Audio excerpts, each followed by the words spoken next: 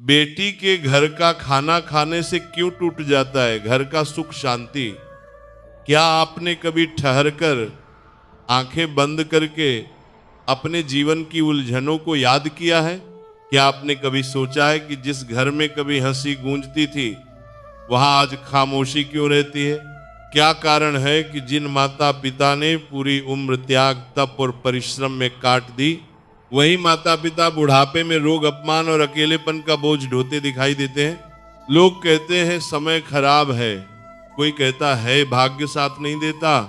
पर क्या कभी आपने ये सोचा कि हमारे अपने कर्म, हमारी अनदेखी मर्यादाएं और हमारी छोटी छोटी भूलें ही हमारे जीवन की सबसे बड़ी सजा बन जाती हैं? भारतीय सनातन परंपरा में कुछ नियम केवल रीतियां नहीं हैं, वे जीवन की रक्षा करने वाली मर्यादाएं हैं। उनमें से एक अत्यंत संवेदनशील, अक्सर अनदेखा किया जाने वाला विषय है बेटी के घर का अन्न।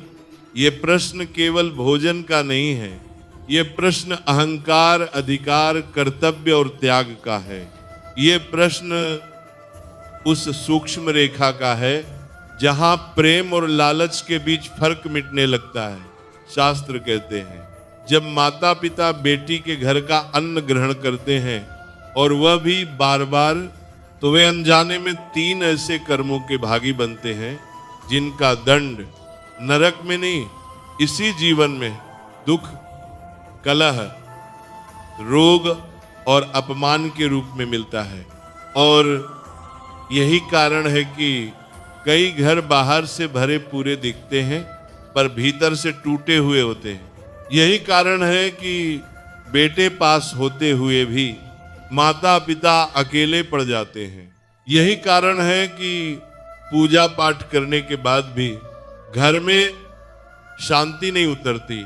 ये कोई डराने वाली कथा नहीं है, ये जीवन की वह सच्चाई है जो सुनने से नहीं, समझने और स्वीकार करने से घर परिवार की दिशा बदल देती है।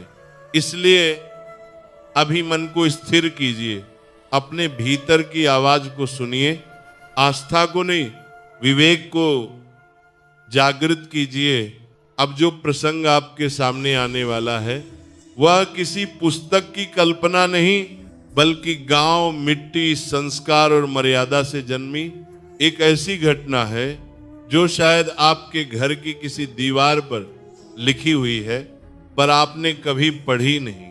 गांव था धर्मपुर, जहां सुबह तुलसी के पत्तों से शुरू होती थी और शाम गाय की घंटी पर समाप्त होती थी।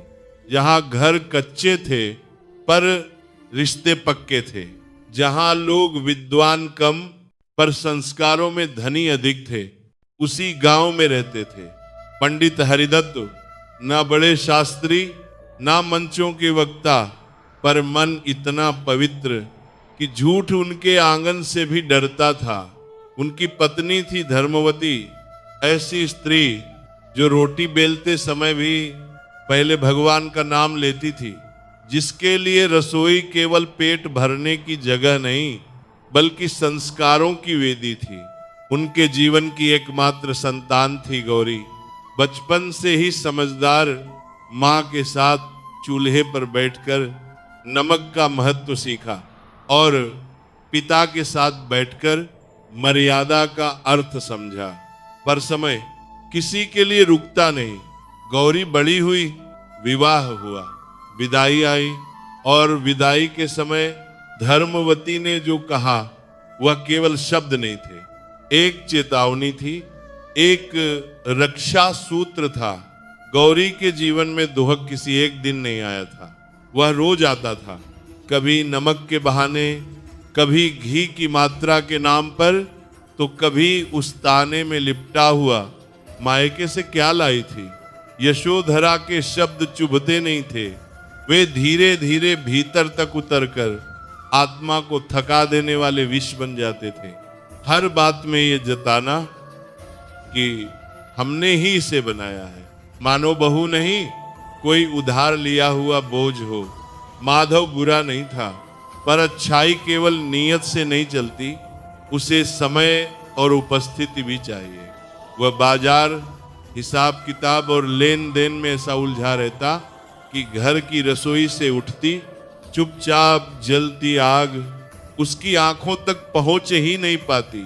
और गौरी वह शिकायत नहीं करती थी, क्योंकि कुछ बेटियां दुख सहना अपने संस्कारों का हिस्सा मान लेती हैं। वह पिता के घर खबर नहीं भेजती थी, क्योंकि उसे अपने पिता की इज्जत अपनी पीड़ा से ज्यादा प्यारी थी। वह मंदिर जाती, भगवान के सामने कुछ कहती नहीं, बस रो लेती। फिर वही आंचल जो आंसू पोंछता था, उसी से आटे की लोई भी संभालता था और चूल्हे की आग पर वह रोटियां सेंकती थी जिनमें नमक से ज्यादा संयम घुला होता था। उधर धर्मपुर में पंडित हरिदत्त का जीवन धीरे धीरे झुकने लगा था। खेती ने साथ छोड़ दिया, बचत पहले ही कम थी और ऊपर से कमर का दर्द जो केवल शरीर का नहीं था, वह जिम्मेदारियों का बोझ भी था। धर्मवती ने गहने गिरवी रखे, क्योंकि माए पहले गहने नहीं अपने सपने बेचती हैं। घर किसी तरह चल रहा था, चेहरों पर चिंता थी, पर वह चिंता बेटी तक न पहुंचे इसका पूरा ध्यान रखा जा रहा था, क्योंकि माता पिता अक्सर अपनी पीड़ा बच्चों की खुशियों के नीचे दबा देते हैं। फिर एक दिन गांव में कथा प्रवचन हुआ। एक महात्मा आए, बड़े ऊंचे शब्द नहीं बोले, बस इतना कहा, जब बेटी विदा होती है तो केवल देह से नहीं जाती, वह घर की रसोई की लक्ष्मी भी साथ ले जाती है।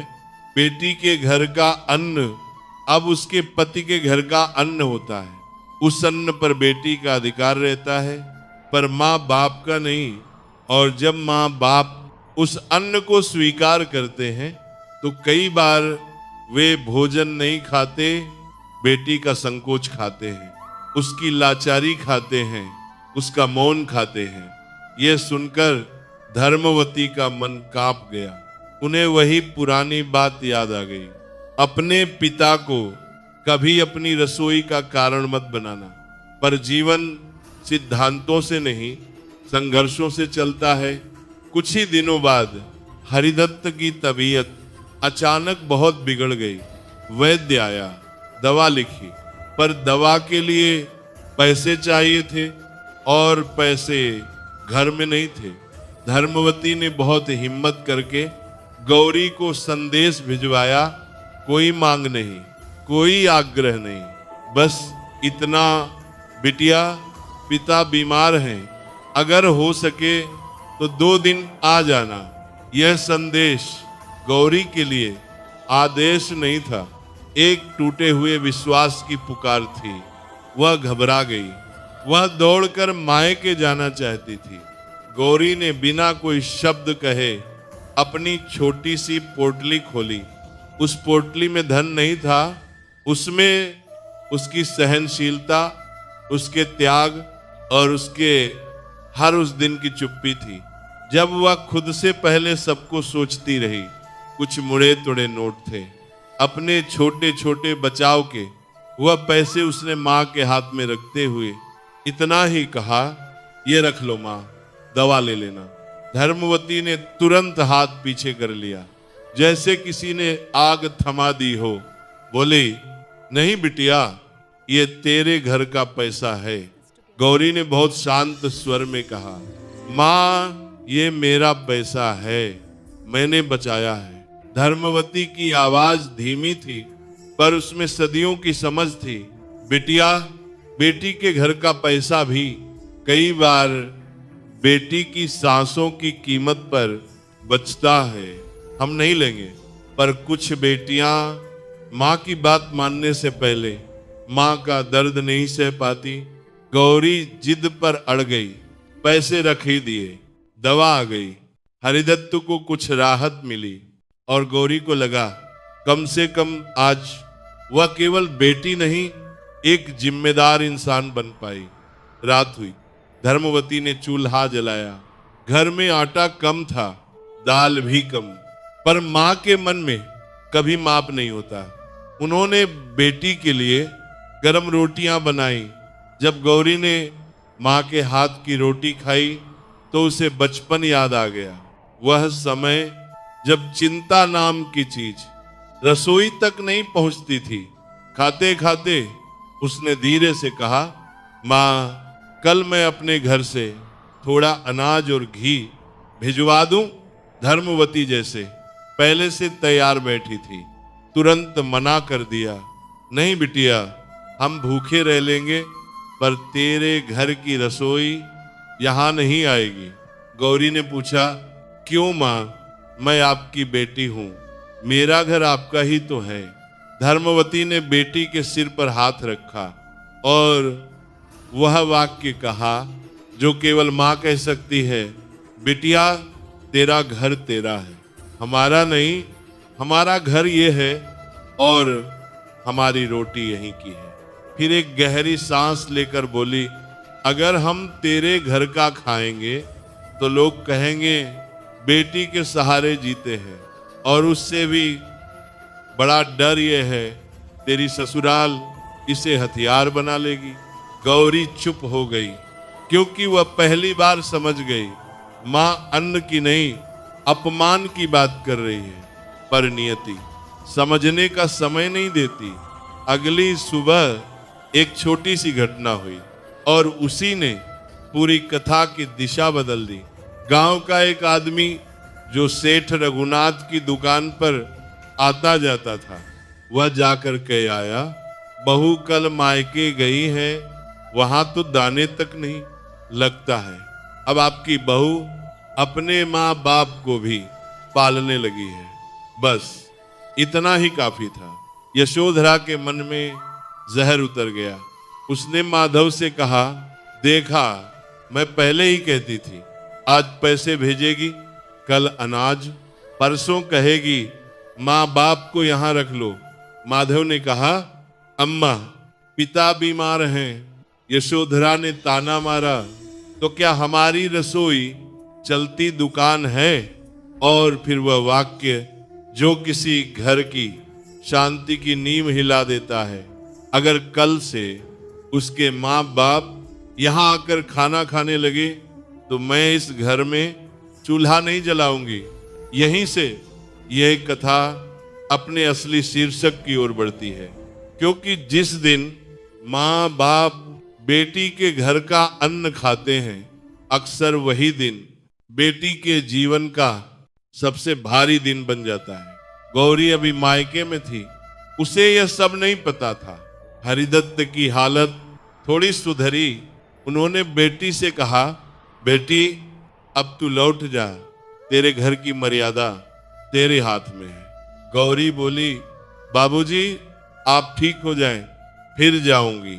हरिदत्त ने बहुत धीमे पर बहुत कठोर स्वर में कहा, नहीं बेटी, पिता की बीमारी बड़ी नहीं होती, बेटी की बदनामी सबसे बड़ी होती है। और उसी क्षण दरवाजे पर आहट हुई। धर्मवती ने पर्दा हटाया। वही आदमी खड़ा था, हाथ में मिठाई का डिब्बा, चेहरे पर बनावटी मुस्कान। बोला, सुना है दामाद जी का घर बड़ा संपन्न है। आजकल तो लोग बेटी के घर का खाकर भी सुखी रहते हैं। धर्मवती का चेहरा सफेद पड़ गया। गौरी ने यह सुना तो उसका कलेजा कांप गया। उसे समझ आ गया बात फैल चुकी है। हरिदत्त ने धीरे से धर्मवती की ओर देखा, मानो कह रहे हो, देख लिया, जिस डर की बात थी वही आ गया। और उसी क्षण गौरी ने निर्णय कर लिया, आज से वह अपने माँ बाप को किसी भी अपमान की परछाई से दूर रखेगी, चाहे उसे खुद कितनी ही आग पर क्यों न चलना पड़े।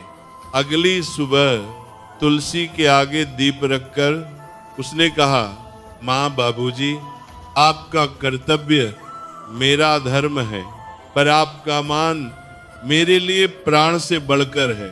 मैं आज ही लौट रही हूँ और वचन देती हूँ, आप मेरे घर का अन्न कभी नहीं खाएंगे और मैं आपको उस स्थिति में आने भी नहीं दूंगी।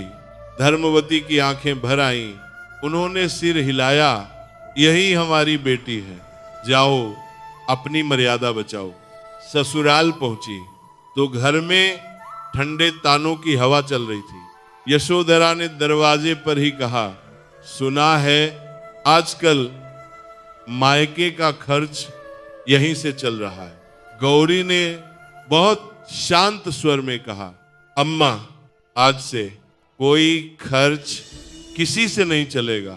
फिर उसने चूड़ियों के 2 सेट उतारे, थाली में रखे और कहा, अगर कभी मेरे मायके को दवा, वस्त्र या सहारा चाहिए होगा तो मैं अपने श्रम से दूंगी, सिलाई करूंगी, पढ़ाऊंगी, पर आपके घर की रसोई उस काम में नहीं लगेगी।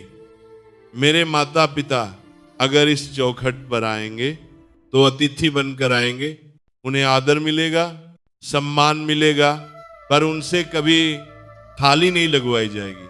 गौरी का स्वर ऊंचा नहीं था, पर उसमें ऐसी दृढ़ता थी जो वर्षों की चुप्पी से जन्म लेती है। वह किसी से लड़ नहीं रही थी, वह बस मर्यादा की रेखा खींच रही थी। यशोधरा पहली बार निरुत्तर हो गई, क्योंकि जब तर्क त्याग के सामने खड़ा होता है तो उसे शब्द नहीं मिलते।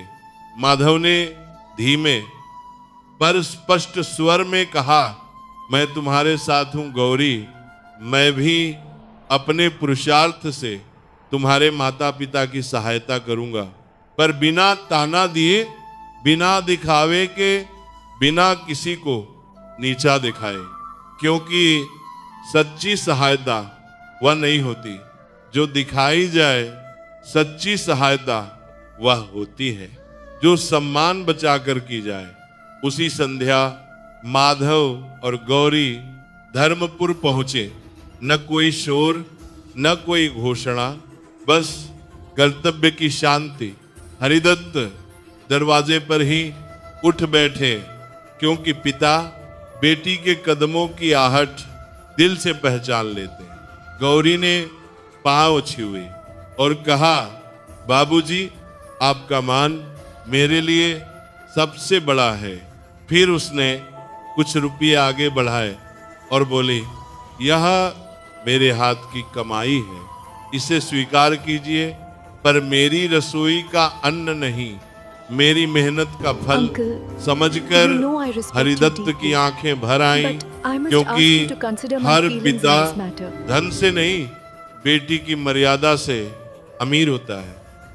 अब प्रिय दर्शक बंधु, कथा समाप्त होने से पहले मैं आपसे दिल से सिर्फ इतना ही कहना चाहता हूं, आपके एक छोटे से क्लिक में किसी की जिंदगी बदलने की ताकत छुपी है।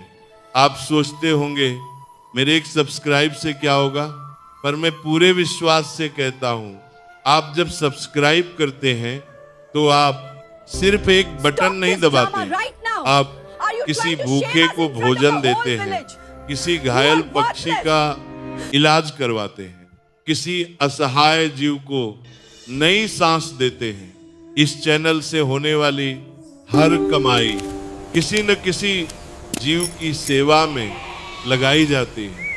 एक इंसान, एक पशु, एक पक्षी, एक निरीह प्राणी, सबके लिए। शायद आपको लगे मेरे एक लाइक से क्या फर्क पड़ेगा, पर सच यह है, आपके एक लाइक से किसी की उम्मीद जिंदा रहती है। आपके एक सब्सक्राइब से किसी की प्रार्थना पूरी होती है। तो आज अगर आपके दिल में जरा सा भी प्यार है, थोड़ी सी भी करुणा है, अगर आपको लगता है कि हम किसी के लिए कुछ अच्छा कर रहे हैं, तो इस नेक कार्य में बस एक लाइक और एक सब्सक्राइब से जुड़ जाइए। आइए हम सिर्फ कथा न सुने, हम किसी जीवन के रक्षक भी बने, और यदि संभव हो तो कमेंट में जय राधे राधे जरूर लिखें। और हमारे चैनल को भी सब्सक्राइब कर लें। धन्यवाद।